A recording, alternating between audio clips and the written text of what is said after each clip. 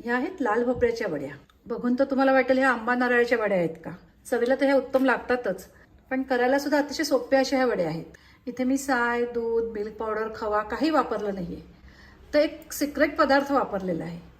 त्याच्यामुळे ह्या वड्या अतिशय मऊसूत अशा होतात. वरनं छान अशी कडक झालेली आहे, पण आतनं अगदी सॉफ्ट आहे.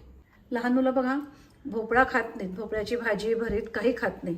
आणि लाल भोपळा हा अतिशय हेल्दी आहे, पौष्टिक आहे. तर तुम्ही अशा वड्या केल्यात तर मुलांच्या पोटात लाल भोपळा सुद्धा जाईल आणि मुलं ह्या वड्या आवडीने खातील. तुम्हाला उपवासाला पण चालतात, त्यामुळे तुम्ही उपवासाला सुद्धा करू शकता किंवा इतर वेळी कधीही करू शकता. ह्या वड्या 10-12 दिवस अगदी चांगले राहतात. आणि तुम्ही ही वडी खाल्ली तर तुम्हाला कळायचं सुद्धा नाही की ही लाल भोपळ्याची आहे. अजिबात भोपळ्याचा वास वगैरे ह्याला काही येत नाही. नमस्कार, श्रेयाज रेसिपीमध्ये आपलं सगळ्यांचं खूप खूप स्वागत आहे. लाल भोपळ्याच्या वड्या करतोय. त्याच्याकरता लाल भोपळा घेतलेला आहे, हा 1/2 किलो आहे. आता मी हा लाल भोपळा स्वच्छ धुवून सालं काढून किसून घेते. इथे मी लाल भोपळा किसून घेतलेला आहे.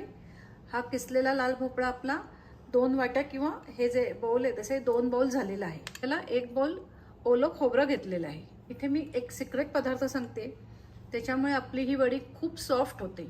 आपल्याला खवा, दूध, मिल्क पावडर काही वापरायला लागत नाही. मी बटाटे उकडून त्याचा असा गोळा तयार केलेला आहे, तो अर्धी वाटी घेतलेला आहे. एक लहान चमचा वेलची पूड घेतलेली आहे. साखर घेता तर मी 2 बोल घेतलेली आहे. आता पहिल्यांदा हा जो लाल भोपळा आहे हा एकदा मी जरा मिक्सरमधनं फिरवून घेते. मिक्सरमधनं का फिरवून घ्यायचं, त्याच्यामुळे आपली वडी मिळून येते. हे बघा जास्त नाही फिरवून घ्यायचं आहे, अगदी 2-3 सेकंद करता फिरवून घ्यायचं आहे. कधी कधी भोपळा सुद्धा थोडा जून असतो, त्याच्यामुळे थोडासा मिक्सरमधनं फिरवून घ्यायचा. एक पॅन घेतलेला आहे, पॅनमध्ये 2 चमचे साजूक तूप घेतलेलं आहे. गॅसची फ्लेम लो टू मीडियम आहे. आता त्याच्यामध्ये हा भोपळा घालूया. भोपळा चांगला तुपावर आपल्याला परतून घ्यायचा आहे. 1 मिनिट मी हे परतून घेते. उकडलेला जो बटाटा आहे तो घालूया. आता हे दोन्ही चांगलं परतून घेऊ. आधी 1 मिनिट भोपळा परतून घेतला होता. आता हे दोन्ही चांगलं मिक्स करून पुन्हा 1-2 मिनिटं परतून घेऊया. त्याने आपला भोपळा मऊ होईल. अजून एक लहान चमचा तूप घालते. नेहमी वड्या लाडू करतो ते नॉनस्टिक पॅनमध्ये करायचे, त्यामुळे खाली लागत नाही आणि वाया काही जात नाही. गॅसची फ्लेम लो टू मीडियम आहे. हे थोडं शिजू दे, तोपर्यंत इथे खोबरं आणि साखर वाटून घेऊया. मिक्सरच्या जारमध्ये खोबरं घेते, ह्याच्यातच आता आपण भोपळा पण वाटून घेतला होता आणि ही साखर घालते. आता खोबरं आणि साखर मिक्सरमधनं फिरवून घेऊया. असं का करायचं, तर मग आपली वडी लवकर होते आणि छान मिळून येते. हे बघा खोबरं साखर मिक्सरमधनं फिरवून घेतलेली आहे. आता हे खोबरं आणि साखर जे मिक्सरमधनं जरा फिरवून घेतलंय ते घालूया ह्याच्यामध्ये. आता खोबरं साखर घातल्यानंतर गॅस बंद करायचा आणि हे सगळं आधी मिक्स करून घ्यायचं. हे बघा हे छान मिक्स झालेलं आहे. आता गॅस चालू केलेला आहे. लो टू मीडियमच फ्लेम राहू दे. आपल्याला इथली साखर व्यवस्थित विरघळली गेली पाहिजे. तुम्ही हाय फ्लेमवर केलात तर साखर विरघळत नाही, मग ती वडी खाताना मध्ये कचकचीत लागते. आता ह्याचा घट्ट गोळा होईपर्यंत आपल्याला हे शिजवून घ्यायचं आहे. भोपळा घेताना केशरी रंगाचा असा भोपळा घ्यायचा, त्याचा रंग छान पाहिजे, त्याच्यामुळे वडीला पण रंग चांगला येतो. नाहीतर मग ह्याच्यामध्ये थोडासा फूड कलर घालायचा किंवा केशर घालायचं. मी आत्ता काहीच घालत नाही आहे, हा रंग छानच आहे. आता साखर चांगली विरघळलेली आहे. गॅसची फ्लेम थोडी वाढवते. नेहमी वड्या करताना पॅन मोठा घ्यायचा, म्हणजे मग हातावर उडत नाही. आपल्याला ह्या वड्या थापायच्या आहेत, त्याच्याकरता मी एका थाळीला आधीच तूप लावून घेतलेलं आहे. तुम्हाला माझे व्हिडिओ आवडत असतील तर प्लीज तुम्ही जास्तीत जास्त शेअर करा, तसंच लाईक करा. तुम्ही माझ्या चॅनलला अजून सबस्क्राईब केलं नसेल, पहिल्यांदाच माझा व्हिडिओ बघत असाल तर प्लीज सबस्क्राईब करा. आणि जवळ जे बेलचं बटन असतं ते प्रेस करा, त्याच्यामुळे तुम्हाला माझ्या नवीन व्हिडिओचे नोटिफिकेशन लगेच मिळतील. ह्याच्यात आता वेलची पूड घालते.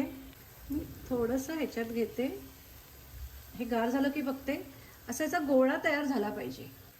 अजून थोडं चिकट आहे, गरम आहे, गार झालं की होईल.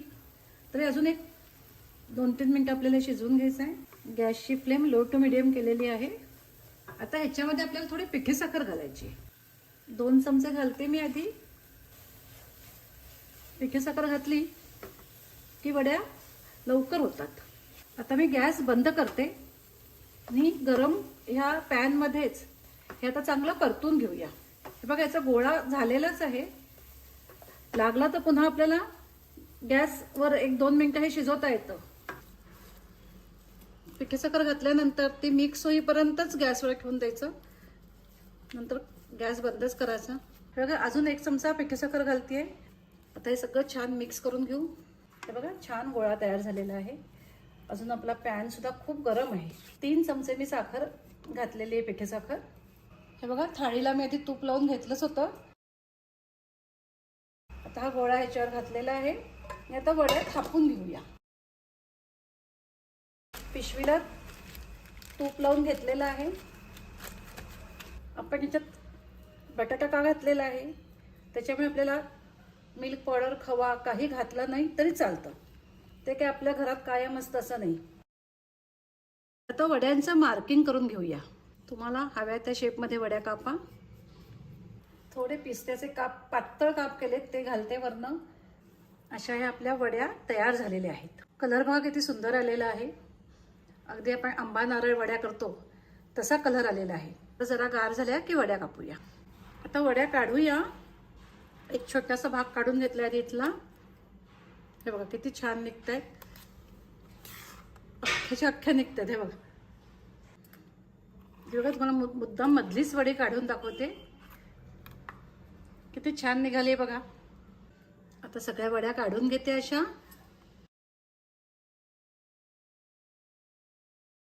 आता जे मी माप घेतलेलं आहे त्याच्यामध्ये ह्या 25 वड्या होतात. अशा ह्या आपल्या लाल भोपळ्याच्या वड्या तयार आहेत.